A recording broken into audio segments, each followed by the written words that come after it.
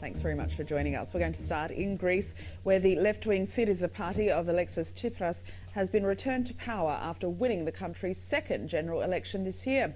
Mr Tsipras had sought a new mandate after agreeing to the terms of a debt bailout he had previously vowed to oppose. Gavin Hewitt has been watching the results from Athens. His report does have some flash photography. For Greece's radical left leader Alexis Tsipras, appearing among his supporters this evening, this was a personal triumph. He had defied expectations and won a convincing victory, although without an overall majority.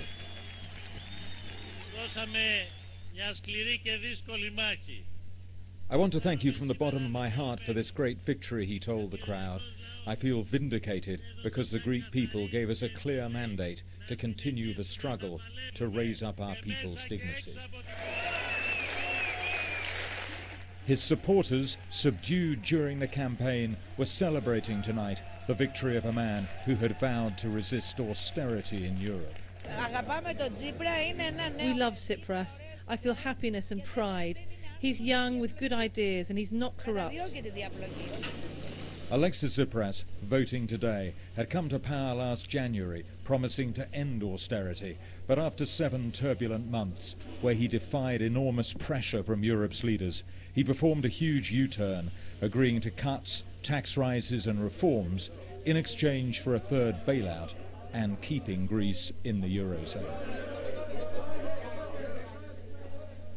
His decision to accept more austerity split his party, and for some former supporters, he remains unforgiven. This could sound quite hard, that he has destroyed the hope. But clearly most of his party stayed loyal. But amongst Greeks there is a weariness with politics, a sense of giving a young politician another chance, but without much enthusiasm. What do you think the mood is here in Greece at the moment? It's not good. It's not good. People is depressed.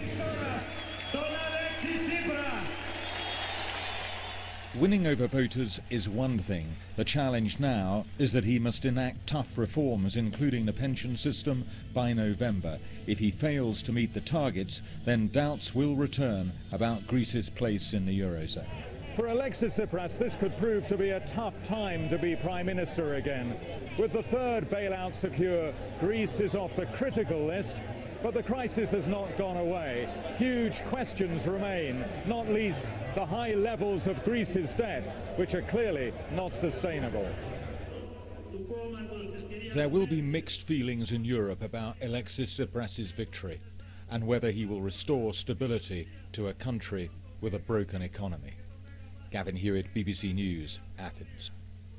Ileana Magre is a Greek graduate from the University of London, and her article, The Unbearable Lightness of Leaving Greece, was published in the Financial Times here last week. She's been giving me her reflections of the result. I thought that it was somewhat of a predictable result because we didn't really have a range of options to choose from, but to be fair, I did not expect independent Greeks to be elected in the parliament once again. But once they were elected, it was clear that they would form a coalition government with Syriza again. So how do you feel about this election in general? I mean, I know Alexis Tsipras said he needed to seek a mandate, but we've ended up pretty much where we were back in January. I mean, do Greeks not have voter and electoral fatigue after all of this? Absolutely, absolutely. And that's why I think that the percentage of abstention was so high. But besides that, one major difference between the government that was formed in January and the one that's formed now is that Syriza has sort of gotten rid of the radical left platform that has formed the Popular Unity Party. So I think that that is different, but besides that, yes, I believe that Greek people are sick of holding elections so frequently. Yeah, I wonder about that. You raise a good point. Is this Syriza in name only these days? This is not the anti-austerity party that promised to, end bailouts and never negotiate with with Europe again. Absolutely, and that's why I'm saying that there wasn't a lot of options, different options to choose from. And also, I think that the Greek people that voted for Syriza in these elections as well are not. It's not the Syriza narrative that's so appealing as is Tsipras as a leading personality himself. Okay. Tell me a little bit about your situation. You've just written a piece for the Financial Times published here in London last week, and you talk about the nostalgia of leaving home. In Gavin Hewitt's piece, a cafe worker said that the mood is just so depressed and people have lost hope. You're a young Greek woman. Do you feel the same? Absolutely, and I think that that is what prompted me to write that piece as well, that you obviously go through a phase when you're considering going back to your home country, because it is, after all, home. But then I weighed my options, because I thought about what's better for my career and for me to eventually, you know, start earning money and have a job that is good for my future. And I think that that is not possible in Greece at the moment. There have been more chaotic scenes at stations along Croatia's border with Serbia as refugees try to get on trains heading towards Western Europe. Eastern European governments are to hold urgent new talks as thousands of people continue to flow across their borders. In Austria, the authorities say they've received 20,000 people this weekend alone. Our Europe correspondent Lucy Williamson reports. In a rural corner of Croatia today, a message for Europe. When there are no doors open, you get there any way you can. This village railway station is now part of a migration highway, with police no match for the crowds it draws.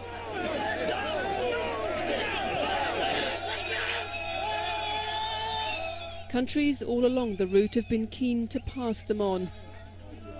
Just inside the Austrian border today, we met dozens of migrants celebrating the final leg of their European tour. Thank you! Thank you very much! Thank you very much, Austria! Among them was Sam and his son Karim. We'd met them on Thursday on Serbia's border with Croatia. Now where we go, to Vienna or where? Sam's question then was how long it would take them to reach Vienna. What would you say to other people who are coming this way? I say to him, Europe for everybody. You must understand the government and the people of Europe till we live together. All around Vienna, camps are filling up with those who arrived here before him. Like Morhaf, without a passport or a visa, it's taken him a week to travel up from Greece. I want to go to future, okay? This, I know that here future, okay? Many people here have crossed several countries in the past few days. Politicians may talk about border controls and international law, but migrants are forging a path right through Europe by sheer force of numbers. Austria says it's expecting 20,000 arrivals by the end of the weekend. With pressure on Europe's leaders growing, a summit is planned for Wednesday to find a joint solution. But there are real divisions over the idea of mandatory quotas for member states. And a shared vision of Europe may be harder to achieve in its capitals than in its migrant camps. Lucy Williamson, BBC News, Vienna. Well, this week, the first of the new wave of Syrian refugees being taken in by the UK are expected to arrive. They're being handpicked from among the most vulnerable people who are living in refugee camps around the conflict zone. 20,000 are expected to arrive over the next 4 years, but so far just 216 Syrians have come to Britain under the official resettlement scheme. About half of them have been housed in the northern English city of Bradford, from where Jeremy Cook reports.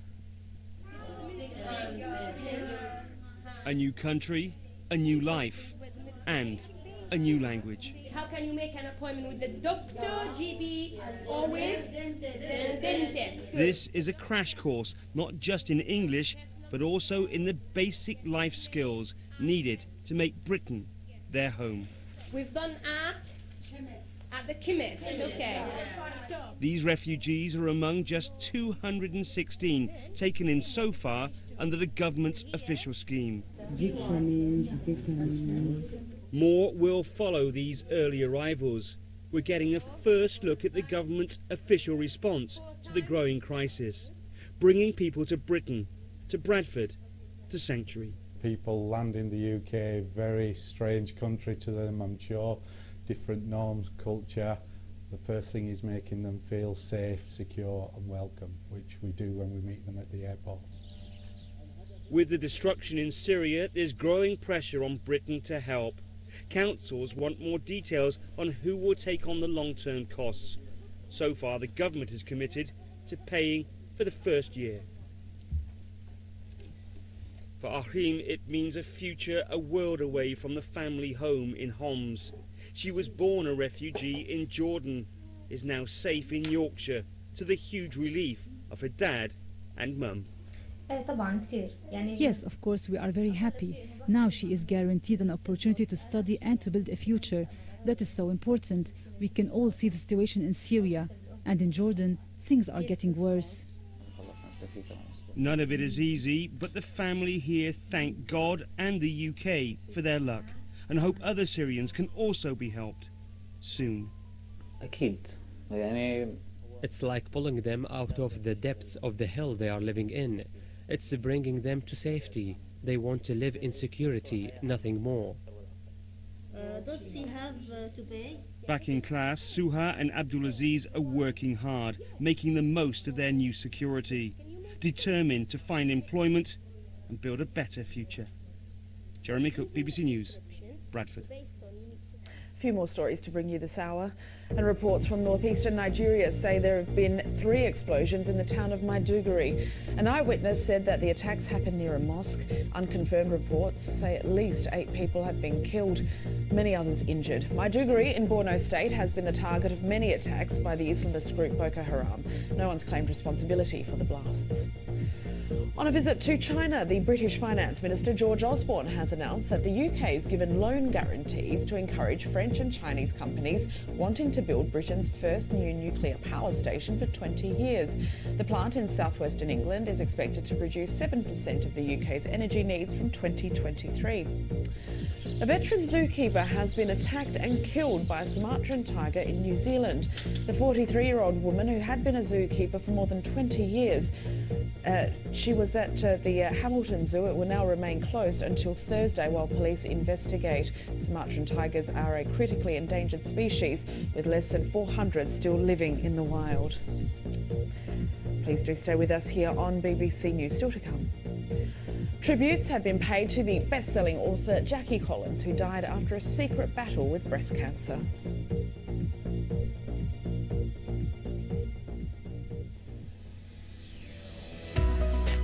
Ben Johnson, the fastest man on earth, is flying home to Canada in disgrace. All the athletes should be clean going into the games.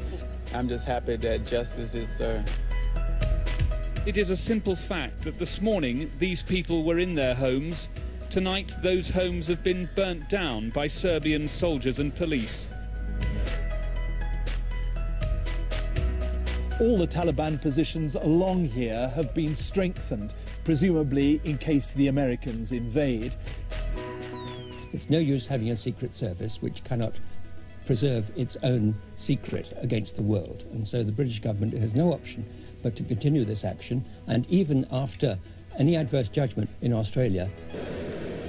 Concorde had crossed the Atlantic faster than any plane ever before, breaking the record by 6 minutes.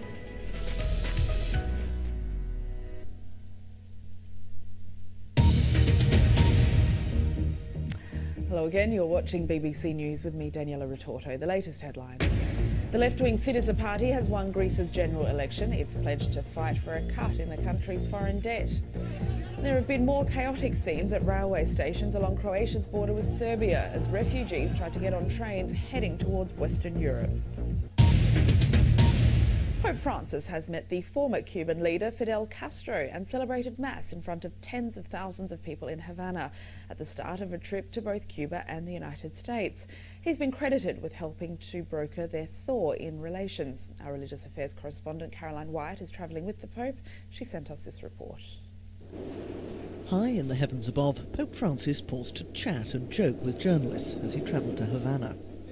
The cap he was offered didn't fit, he said, so he wouldn't wear it. On this, his longest papal visit yet, 9 days in all. He stopped to shake hands. So I asked Pope Francis if he'd been to Cuba before.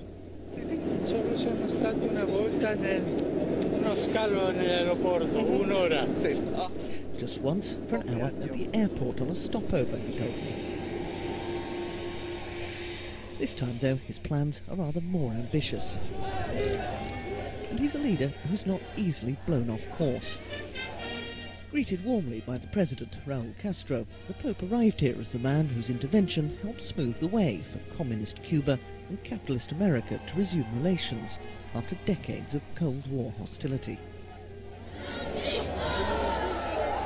At Revolution Square this morning, crowds of ordinary Cubans had their chance to meet the first Latin American Pope, and they came in their thousands. Maria Rosa says this visit means a lot to people here. We're poor, we share what little we have, and Pope Francis brings us love. This is the third visit by a pope to this island over the past 20 years, but it is perhaps the most significant, with the thaw in relations between Cuba and America, brokered in part by the Vatican and by this man, Pope Francis. As the Pope said Mass, even Raul Castro attended, overlooked by the image of another hero of the revolution, Che Guevara. Later, in private, the Pope met the father of the revolution, Fidel Castro, now a frail 89. He has his doubts about Cuba reconnecting with the outside world, but his brother and the Pope, it seems, do want to help Cuba on the road to transition. Caroline Wyatt, BBC News, Havana. Australia's new cabinet has been sworn in the capital, Canberra. The new Prime Minister, Malcolm Turnbull, announced sweeping changes to his frontbench team. The former Communications Minister replaced Tony Abbott as PM in that surprise leadership vote of the ruling Liberal Party, which happened last Monday. I spoke to the BBC's Phil Mercer in Sydney while the swearing-in ceremony was taking place. They've certainly got a bigger government in terms of the number of people in cabinet. Malcolm Turnbull, the new PM, has appointed an expanded cabinet of 21 people. A week ago, he launched that audacious attempt to oust the former Prime Minister Tony Abbott, and fast forward 7 days, we now have a new ministry that Malcolm Turnbull says is one for the 21st century. He says that this is a very forward-looking cabinet, and as we look at those pictures coming in from the national capital, Canberra, this is the new ministry of Malcolm Turnbull being sworn in by the Queen's representative in Australia, Governor-General Sir Peter Cosgrove. Phil, funnily enough, we're watching one of the key architects, many people say, Arthur Sinodinos, of the Turnbull elevation over Prime Minister Abbott. Let's talk about some of the new faces. Lots of women, including Australia's first ever female Defence Minister. Yes, she's Marise Payne, a surprise appointment in the eyes of many Australians, and she takes over what is, of course, a very important portfolio at a time when Australian fighter jets are bombing militant targets not only in Iraq but more recently Syria too. We also have Australian Special Forces advising their Iraqi counterparts on the ground as well. So a very, very important portfolio for Marise Payne. There are 5 women in Malcolm Turnbull's cabinet, and as you say, Arthur Sinodinos was saying on TV here in Australia earlier that that's only right and proper, that the government, the cabinet, should reflect the population. There will of course be those people who want to see many more women in senior positions, but there is a feeling in certain quarters that this is very much a step in the right direction. More women into cabinet, and Marise Payne is Australia's first female Defence Minister. Phil, another point though, Malcolm Turnbull has held on to a few old faces, some of the Abbott supporters. Now that has to be seen as some sort of olive branch, because keeping the Liberal Party unified after this tumultuous split has to be one of the keys to Malcolm Turnbull's success. Well, if you go back to last Monday's leadership ballot involving those MPs from the governing Liberal Party, Malcolm Turnbull scored a victory of 54 votes to 44, so that meant that there were a significant number of Liberal Party MPs who didn't vote for Malcolm Turnbull. It may well be an olive branch in that Peter Dutton, for example, who was an Abbott supporter, retains his position as Immigration Minister. It may also be very smart politics too, that in order to heal a fractured party, the last thing that Malcolm Turnbull wants to do, you'd presume, is to get rid of everyone who is on the other side. That would just foment unrest and perhaps lead to leadership problems further down the track. So I think it's a bit of smart politics by Malcolm Turnbull by keeping some of those who opposed him in his inner circle to try to solidify his government with an election here due in the next 12 months or so. Phil Mercer in Sydney. A fly-past and Thanksgiving service have taken place at Westminster Abbey to mark the 75th anniversary of the Battle of Britain. Spitfires and Hurricanes flew over London to honour the pilots and aircrew. Robert Hall reports. 7 surviving Battle of Britain pilots walk in tribute to the friends they lost. The RAF's Roll of Honour lists the names of every pilot and aircrew member who played a role in 3 months of aerial combat. This was a moment for the wider Air Force family to reflect on events long past, which still run like a thread through the modern service. A chance for Prince Charles to hear tales from the old men who were teenagers when they ran for their aircraft or returned to find more familiar faces missing. Arthur Taylor had been evacuated from the beaches at Dunkirk before being plunged into the chaos of another battle. When I got back from Dunkirk, I was straight into the Battle of Britain, and I served at RAF Lem at Folkestone and RAF Hawkins at Dover, and we were bombed every day. Over the past couple of weeks, a mix of solemnity and spectacle have drawn hundreds of thousands into the stories of the men who became known as Churchill's Few. And who could deny the few one last salute? The distant roar of Merlin engines tilting heads skywards as 6 Spitfires and Hurricanes soared across the Thames. Aircraft which will keep the memory of that summer alive long after the last eyewitness has left us. Robert Hall, BBC News, Westminster. Dame Joan Collins has spoken of her devastation at the death of her younger sister, the best-selling British novelist Jackie Collins, after a secret battle with cancer. Jackie Collins died in Los Angeles at the age of 77. Ben Gagan looks back at her life. This is the world Jackie Collins wrote about. A world of parties, intrigue and sex. You can't leave them alone for a moment, can you? Her sister Joan starred in this film version of The Star, with its steamy plot about the bored wife of a wealthy businessman. We need more books of women who do it their way. Just 2 weeks ago, Jackie Collins was in the UK promoting her latest novel. I'm a school dropout and I've written 32 books. All of them have been New York Times bestsellers. And so I'm very proud of that because I think if I can do it, I like to encourage people. You can do anything. Women should be able to do anything. Men too. She started writing when she was just 12, selling her stories at school before she was expelled. By the end of her life, she'd sold more than 500 million books in 40 countries. And I would never criticise Barbara and say they all have to be like yours, because But she wasn't universally popular. One fellow novelist found her style too saucy to stomach. It's evil, really. We've affected the books that you write, quite frankly. Have you ever thought of the effects it has on young people? Yes, they love it. Every moment of it. I know they write love me letters it, and but they that say, is what is I was wrong. reading it under the covers and Matron came in and said, what are you reading? Let me tell you something, Barbara, there's room for both of us. Today, her older sister Joan led the tributes from dozens of stars. She described Jackie as her beautiful, brave baby sister. Danny watched the men shrivel. He knew what they were thinking. Nina worked for them, not alongside them. The writer Kathy Lett asked Jackie Collins for advice about a novel she was working on years ago, and they went on to become friends. Her characters just strutted the world stage. They chewed up men and spat them out. And they gave us the sense that we too could achieve anything we wanted to. Her family said she was a trailblazer for women in fiction and was adored by her friends and millions of readers. Jackie Collins, who's died at the age of 77. If you like watching box sets of your favourite American TV dramas, you may have seen your favourite stars of the small screen out in force in Los Angeles for the 67th Annual Emmy Awards. The political satire Veep and the transgender comedy Transparent dominated the first part of the ceremony on Sunday. Actors Julia Louis-Dreyfus and Jeffrey Tambor were recognised for their roles in each show respectively. The competition was fierce this year, and the top prize for the best drama series has gone to Game of Thrones. Newcomer Amy Schumer has won an award for her no-holds-barred comedy show Inside Amy Schumer. Congratulations to them all. Please do get in touch with me, as always, on Twitter at Daniela Retorto. Always welcome your comments. Plenty more on the website as well. We'll see you again soon. Bye-bye.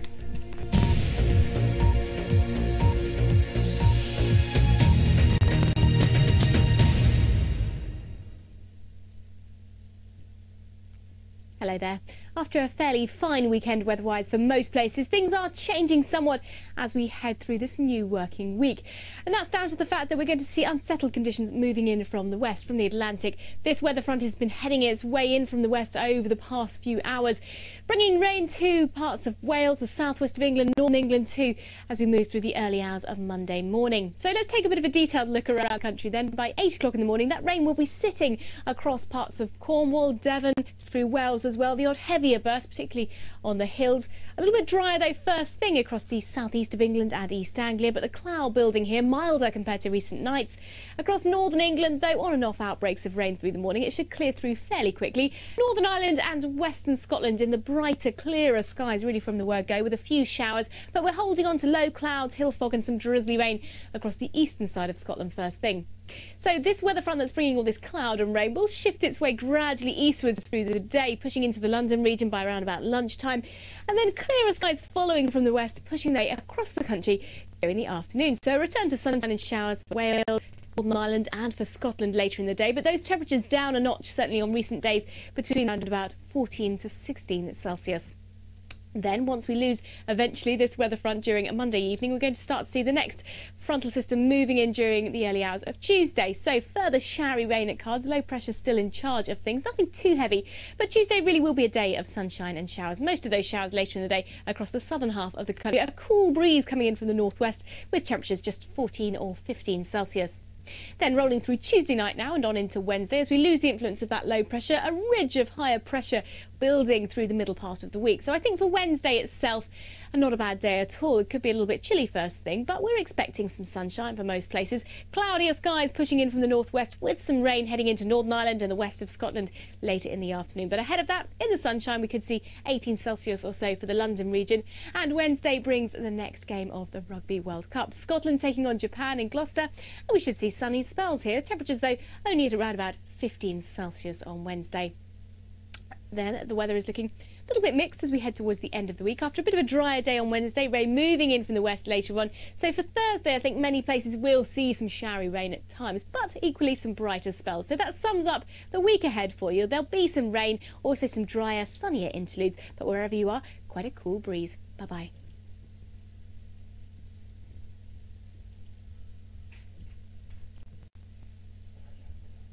Business Live is the new show that takes an international perspective on the business day. From here in London, we'll look back at the big stories from Asia. Get the latest from Europe. And find out first what's ahead when the United States wakes up. We'll bring it all together using the BBC's international network of business specialists to find out what it all means for all of us. Business Live, today at 8:30 on the BBC News Channel. Do you see solitude or like meeting new people? Are you inspired by the familiar or the unknown? And how can you truly experience other cultures? For the Filipinos, the whole world is a stage. Whether you're discovering new destinations or revisiting popular places, there is something still quite cool about driving Route 66. Let travel your to the world. Sunday at 8:30 on the BBC News Channel.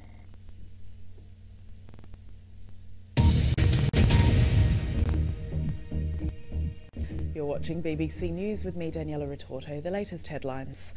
The left-wing Syriza party has been returned to power in Greece after winning the country's second general election this year. A Syriza spokeswoman says the government will implement the bailout agreement reached with the national creditors, but will hold tough negotiations over the country's debts. The flow of migrants and refugees through the Balkans to Western Europe has continued. Austria says around 20,000 people arrived during Saturday and Sunday. The situation was discussed in Berlin, where the United States said it would increase its total number of refugees it's taking in this year and next. And Pope Francis has met the former Cuban leader Fidel Castro in Havana. A Vatican spokesman said the two men discussed world affairs and religion. Mr. Castro was brought up a Roman Catholic but became atheist. Earlier, the Pope celebrated Mass in front of thousands of people in Havana's Revolution Square.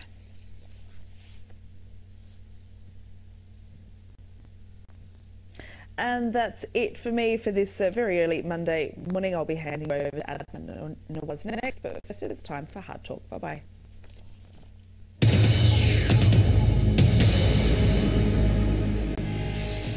Welcome to Hard Talk. I'm Sam Montague. Georgia wants to join NATO. Its defence minister has been touring European Union countries, making a case for the former Soviet state to join the club of Western nations who vow to defend each other's borders. She is Tintin Kisheli, my guest today. But it was only a few months ago that Russia extended its control over South Ossetia and Abkhazia, which the United Nations still recognises as Georgian territory.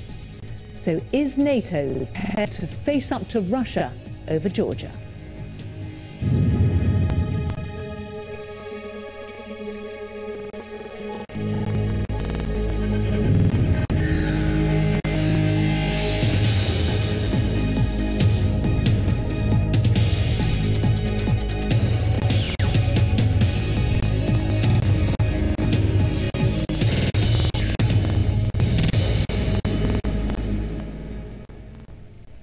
Tina Hirasheli, welcome to Hard Talk. Thank you very much. If NATO accepted Georgia, does that immediately drag it into a fight with Russia over your borders? Well, the quick answer to the question, the long answer to this question, quick answer is I don't think so. I think that there isn't any reason to believe that Moscow is ready to engage in a war with NATO. Even the resources that we live today in today's Europe, I don't think it's going to happen. The long answer to this question is the history of NATO. Whenever NATO expanded, has brought peace there. We don't have any examples of NATO expansion and war or any kind of difficulties and security emerging in those countries. I always say that the only reason why today, for example, the Baltics feel safe and secure is not because Russia gave up its dream of expansion to its former republics once again, but it is because they've joined NATO. And there is no reason to believe that Georgia will be different. You'll know that Russia says that actually its concern, if Georgia joins NATO, is what Georgia does next. And Dr. Evgeny Burzhinsky, who was a spokesman for Russia's Ministry of Defense back in 2008 when Georgia was at war with Russia, has said recently if Georgia joined NATO tomorrow, in 2 days they would attack Abkhazia. We would respond, as we're obliged to by our agreements with Abkhazia. Then NATO would have to decide what to do. Georgia is not planning to attack. And from the quote you just gave to us, what would you do about Abkhazia? If you join NATO, if NATO set Georgia's pocket, how would that change how you treat what you consider to be part of Georgia, Abkhazia and South Ossetia? Abkhazia and South Ossetia are part of Georgia, and that will be like that forever for Georgians. And Georgians will try everything to gain back hearts and minds of Abkhaz and Ossetian people. That is the goal of, I believe, every government that is going to come in my country, and it's certainly been the goal of every government that was in my country. What we will do, exactly the same thing Germans did when half of Germany joined NATO and another half still under the Soviet occupation. It's a long way to go, but it happens eventually without the war and without actual fighting. Okay, but there is an experience, there is an example, and Georgia is ready to accept that challenge as well, as it was doing for all the years. We never engaged ourselves into a war over either Abkhaz or South Ossetia. So by becoming members of NATO, it wouldn't change the way you deal with the relationship between Abkhazia, South Ossetia and Russia? Absolutely not. Georgia, once again, has never been initiating war against either South Ossetia or Abkhazia. Georgia's policy always was, and the current government's policy is very clear on that, of one, strategic patience, two, confidence building. It was not about grabbing territories. You're saying it's hearts and minds. You have a problem, though, with NATO because there are mixed messages, one might say, not least from, we've heard from NATO's Deputy Secretary General, the Ambassador Alexander Vashbo, making the point earlier this year that your country will become a member of NATO provided that it meets all the necessary requirements. He said that in Georgia earlier this year. But we also have President Obama saying neither Ukraine or Georgia are currently on a path to NATO membership, and there's not been any immediate plans for expansion of NATO's membership. Who do you believe? Well, I believe in Georgia, and that's what I believe in, and I believe in Europe and the United States, obviously. I believe in NATO, that once said that it's all about the one united European peace.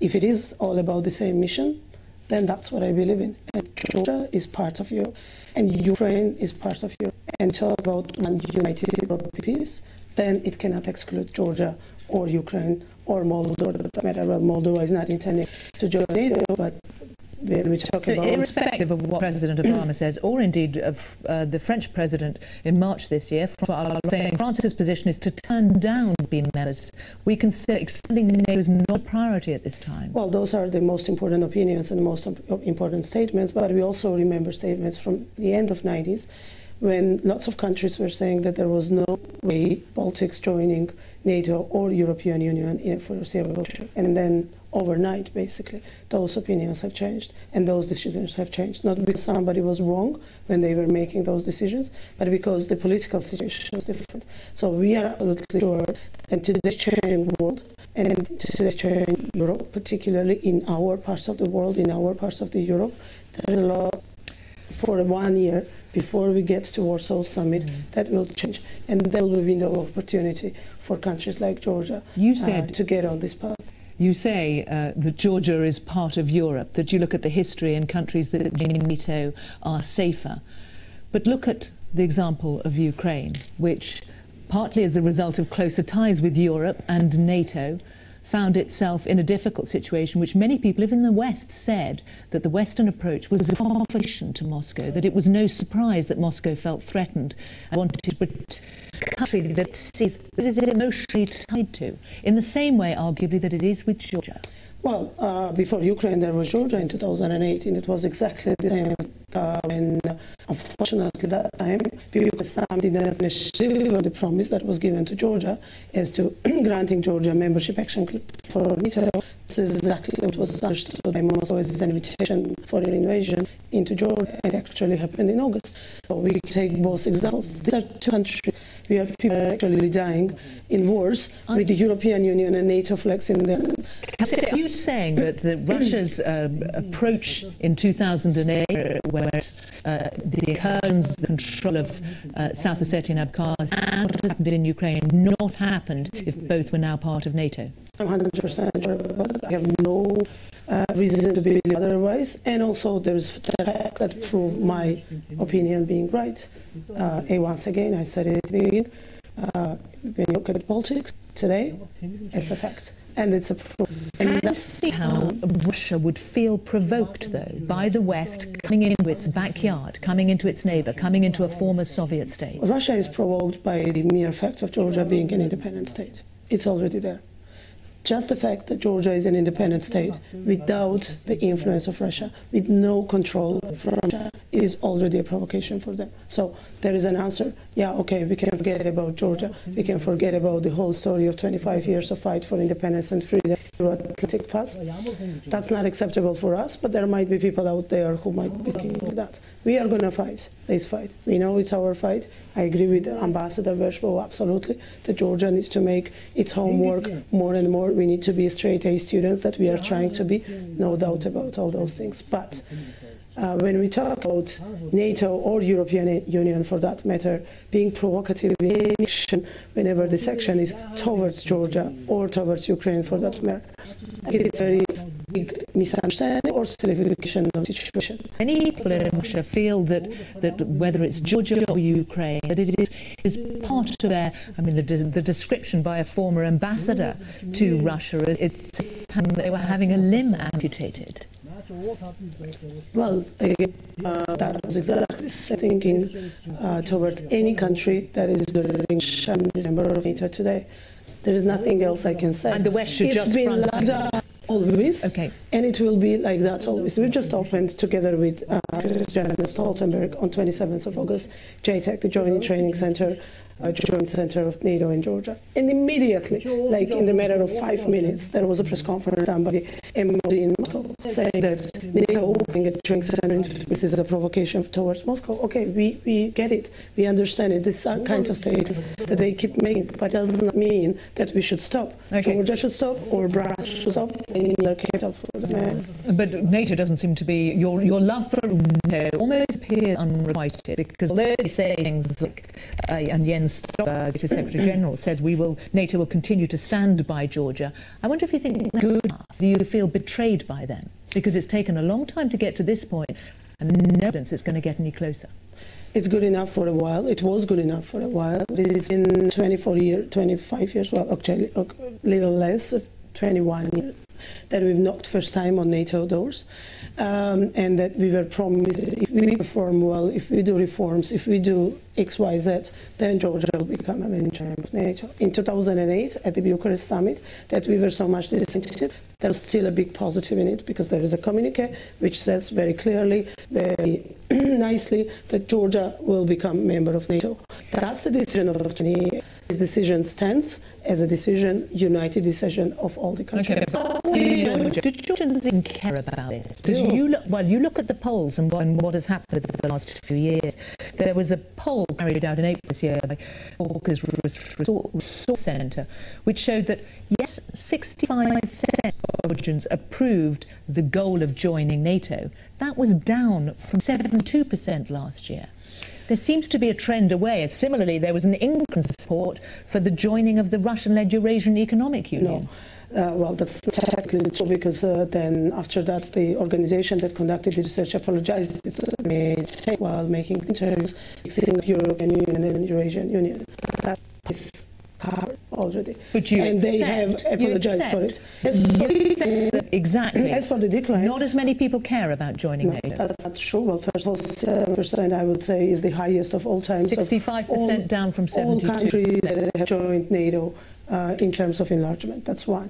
Two, it's not about people not caring about NATO. This is absolutely not true. And you go to the other questions, you will find the answers, and those answers are very clear. They keep that on top of their agenda. But it's not on top of that. That's the point. But they are becoming frustrated. They are becoming they are becoming they are not believing anymore that it's going to happen to their country. It's not about... Okay, well, we'll come on to that. It is absolutely not top of their agenda. Top of their agenda is unemployment and the economy. And 21 issue poll, Georgians pick NATO and EU membership as the issues that the government spends too much time discussing.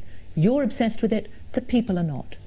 Yes, people are worried about the jobs, no doubt about it. People are worried about the economy, about the agriculture, about where they sell their goods that they produce. But if there is war tomorrow, that will be forgotten, because people will be dying. Jordans know the best than any American in the world, because they've been in war for 25 years. In war for independence, in war for the democracy, in war for European Georgia, for Georgia more secure. And Jordans are people out of any nation in the world who contributed the most in the international fight against the terror. Just as the country number one per capita contributing to Afghanistan, and this being one of the popular issues and because this is who we are, because we strongly believe that we belong to these parts of the world, and we need to be part of everything that matters for the world security. As time has gone on and Georgia has not got what it's want, you have people like Noyes and Tbilisi Zilia State University saying many Georgians see Europe as weak and indecisive, but Putin looks like a strong guy who's getting his way, so people think are the benefits from Europe. Maybe silly to resist Russia, and you see that reflected not least in the support for political parties in Georgia. No, we don't have any single political party in parliament today. And the elections then? After those in Warsaw, which is right in our electoral campaign, because we are going to have elections October 2016, it's a big election issue. Maybe Warsaw fails to deliver, might get pro-Russian political force in parliament. Parliament doesn't make it clear that Georgia can enter the alliance. Well, it is made clear that Georgia enters alliance. But it isn't progress, and if there isn't, you're saying that... I'm saying that if it is happening, then we will get pro-Russian political forces in parliament. Basically, this policy at the moment, what we expect from the opinions around the nation, very marginal. And democracy, we do not prohibit, different from previous times, we do not prohibit any party. Different from previous times, we do not put political opponents in prison, keep separate with the Russian labor. Yes. As you know, they're increasing support. And one of the interesting... No, it's not, I don't agree with that. There's not increasing support. There is increasing disillusion with Europe. That doesn't make Georgians supporting Russia. These are two completely different issues, and it's very important to differentiate. My generation is the main workforce in a country, right? The major part. This is a generation who seen Russian aggression. It's something we've read in history books and we've learned in schools.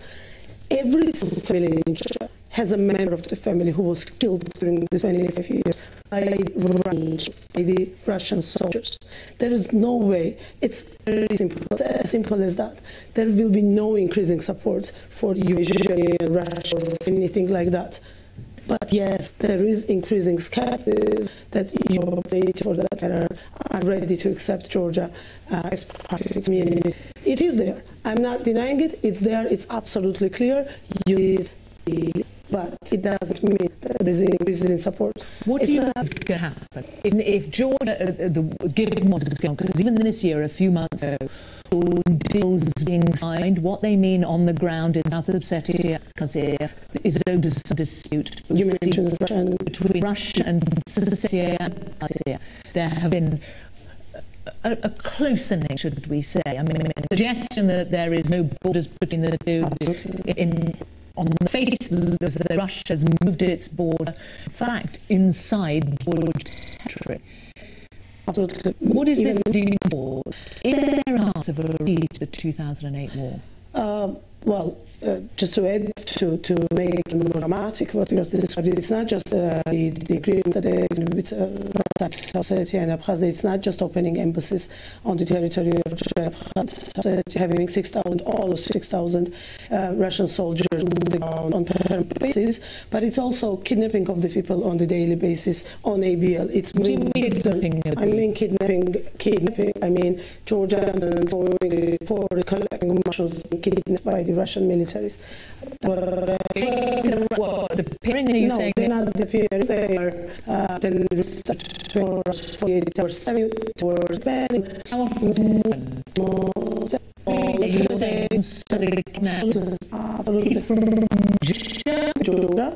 Ordinary peasants, ordinary people, ordinary citizens, to saying that they are illegally crossing border. That they're getting there, and then it's a kind of administrative offense, and whatever is instituted there. On top of it, we have creeping annexation going on in a country on a daily basis. Again, you've mentioned to this. You talk about annexation. Yes, maybe repetition of the 2008. One is not going to happen now. It's not going to happen tomorrow. But again, if Georgia, the same way as towards Ukraine, like the world fails to accept the expansion of freedom. There is a very simple sentence we can use here. If you put an end to the freedom, if NATO says this is free man, then yes, it's not. You are effectively head of the you could do about it. Can you do anything? Is there any, realistically, you're talking about Russia. Is there any you could about it? Yeah, we will care about it. But the question is more, is there any war? Because it's that question. Georgia. If Russia got away in 2008 in Georgia, and then we got away, and Russia gets away with Ukraine, if there are no deliverable from Europe and NATO in 2006 or so, if NATO will not be absolutely clear saying we tolerate, there is no boundary to the freedom, and that we care about. Former US Ambassador to Russia, Michael McFaul, says NATO will never invade Russia. What are you asking them to do? Realistic terms? It's not invading Russia. And said from the beginning, I'm claiming whenever NATO expands, war is not happening there. It's a fact. Everything else that we are hearing is an assumption. We're told if you are given an MAP, then there will be Russian invasion. So assumption, Georgia was refused, and there was war. This is European. In 2016 is the same thing. A big picture where members have effectively what's happening in Syria. Why the start effectively picking another war or provoking frenzy, creating another difficult for the name far better. Sure. Okay. But has a headache with Syria? Why are they going to take this problem on? Second of all, Syria is a problem. Refugee crisis is a problem, but a problem that is substituting another problem. There are lots of problems in the world. Afghanistan was seen as a problem, and the largest analysis. Because we care. You've made the point that you lost 30 soldiers. We did. And we are proud of every single of them. Because they will fight for just claim as for security. And our people believe in that. And because there is a problem in Syria, there is a problem I know anywhere else in the world, and because there is a migration problem, it doesn't mean that people dying in Ukraine is going away. It doesn't mean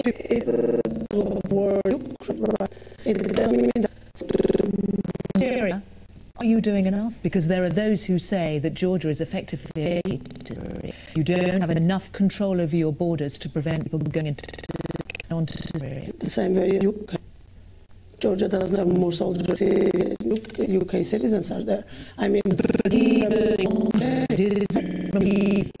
serious. George certainly has. I mean, your own former president suggests that there are hundreds of Georgians, several hundred Georgians.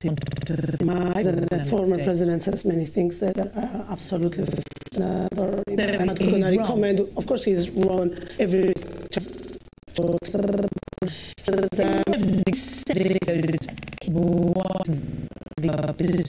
Is because he cannot go back because he'll be put in prison. There is an investigation against him, whether he'll be put in prison or not. No. Saakashvili always thought that he was prosecutor and the judge at the same time. Never prosecutor, no police, no judge. There is a criminal case against him. And that criminal case, you know, seeing you and McCain, the EU representative national raised questions about that prosecution. The pursuit of justice should, Senator McCain said, the pursuit of justice should not become a tool of distribution. It's a point made by even the perception of selective justice and politically motivated prosecution must be if you to join NATO? Absolutely agreed. Everything. Yes. I'm a lawyer. I'm a human rights lawyer by background. Anything selective justice or persecution is it a political mistake? reasons? Is it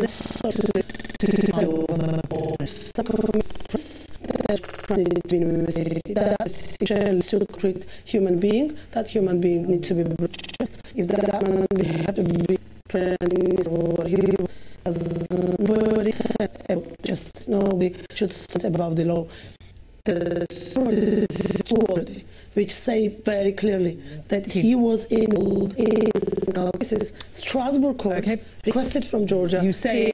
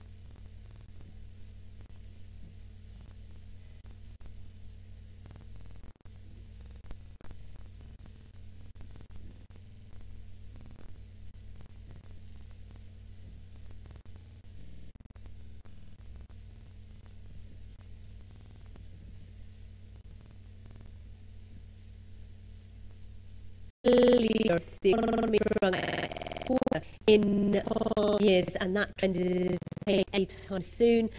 Greece monetary for 9 trillion euros in loan paying this year alone, as well. A lot of the bailout money is actually currently being spent to just pay back some of those debts. All of this whilst the economy is to struggle. The 25% of the working population currently unemployed. So with all more on the situation needs to be George, the head of the Chambers of Industry in Greece, based in Athens, that conversation was short. So the truth sitting in economic mode is does it just do their job and take the success, or should they intervene in the market and really think what's could have done intervention for go in China. So he could go on to talk to the key players. We will news, so you'll be able to hear his report as well. And we'll be in China but first, European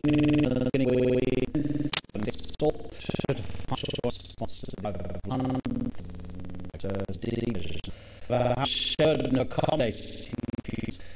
There are all 16 cessation Croatia would Serbia tried its when CFCC and Williams.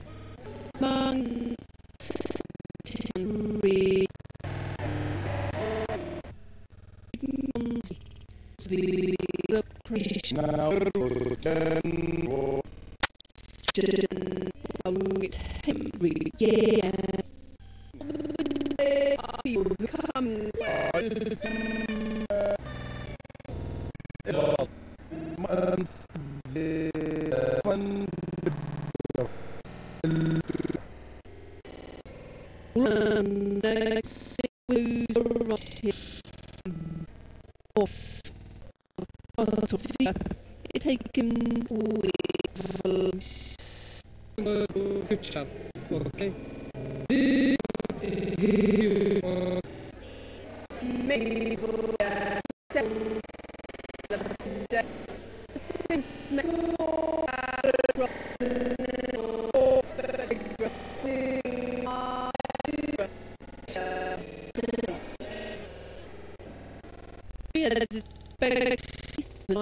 By the end of the weekend,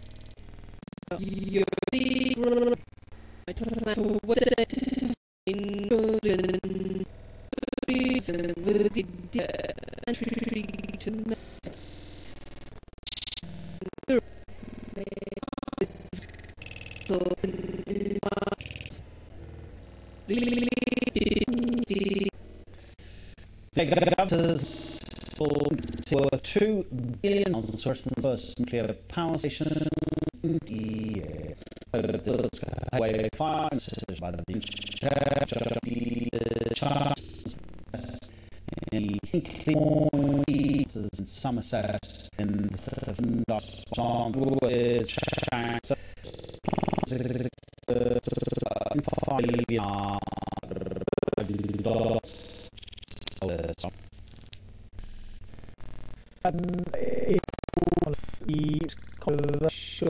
project and use the full characters and be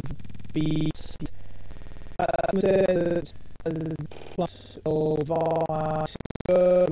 generations then used to accept the needs environmental concerns. Say there isn't makes sense of whatever the it is not also to see because certainly everyone the right all is providing right and it's locking Britain's birthday is on using that of course so you have an hitch of 2 on the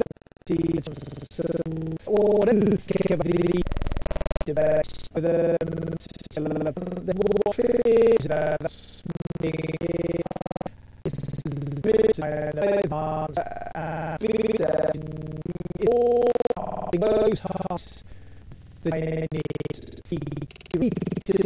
number of times for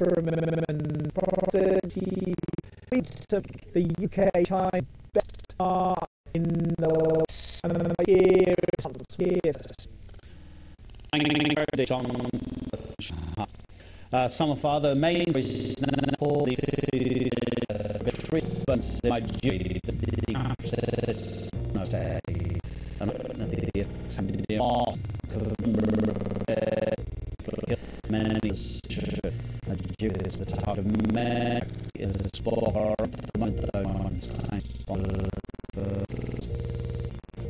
continuing between us 50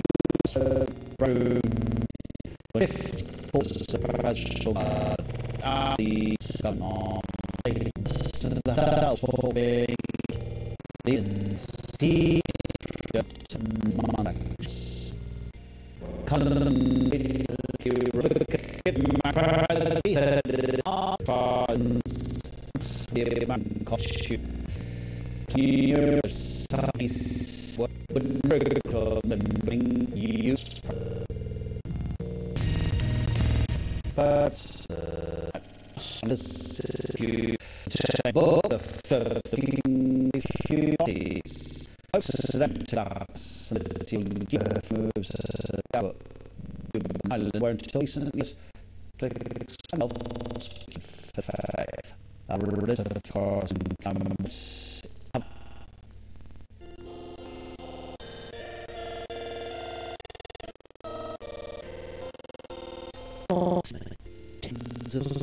Sunday is man on the loose man to see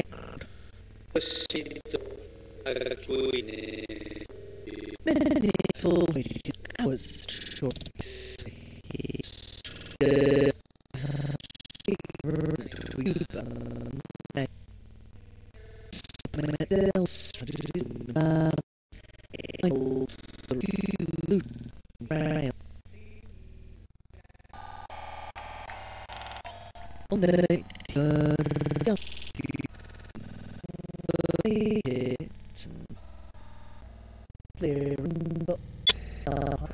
the Sahara for the life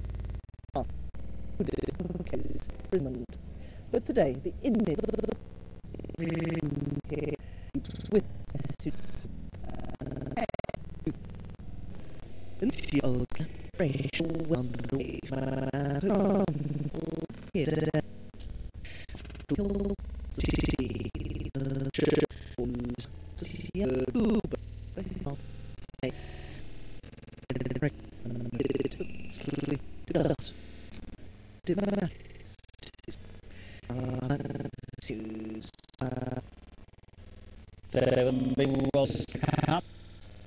it's about Robert who schemes finds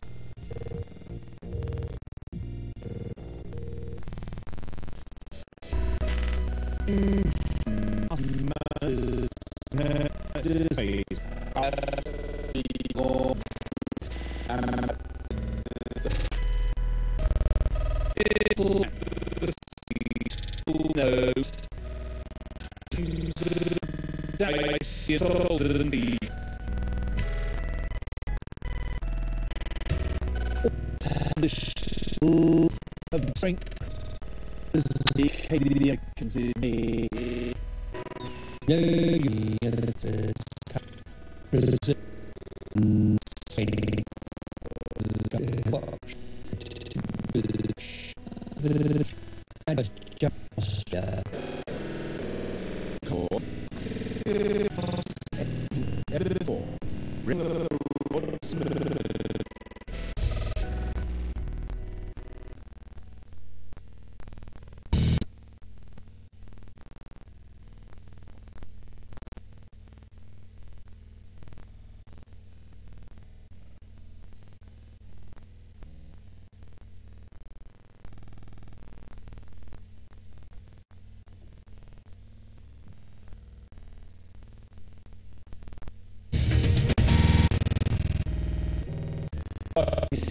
later.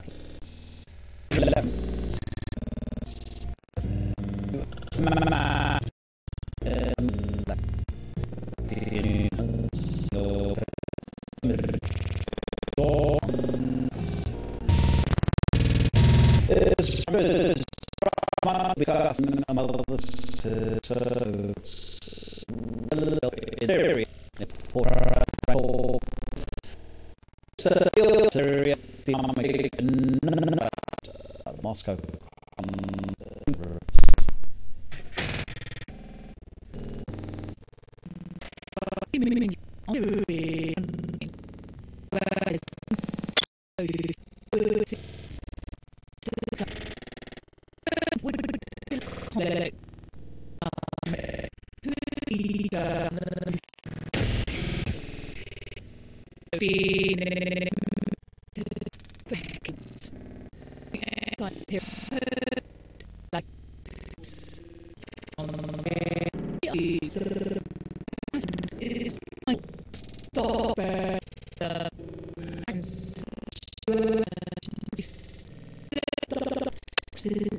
Crisis.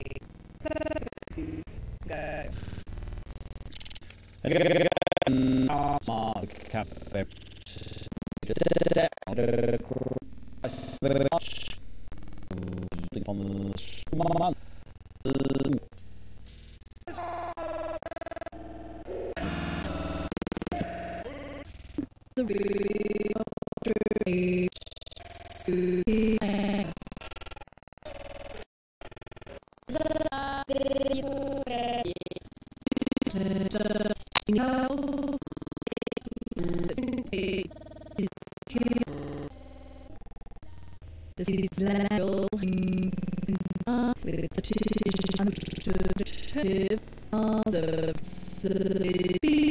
of